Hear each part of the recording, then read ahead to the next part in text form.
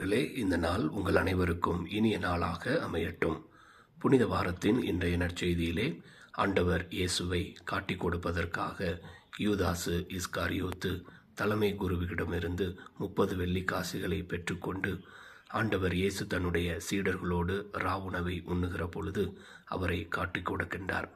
அதோடு மட்டுமல்லாமல், ரபி, நானோ உம்மை காட்டிக் கொடுப்பேன் என கேட்கின்ற பொழுது, நீயே சொல்லிவிட்டாய் என ஆண்டவர் இயேசு அவரை சுட்டி காட்டுவதை பார்க்கிறோம். பொருளாசையினால், பேராசையினால் யூதாஸ் இஸ்காரியோத்து ஆண்டவர் இயேசுவை காட்டிக் கொடுத்தான்.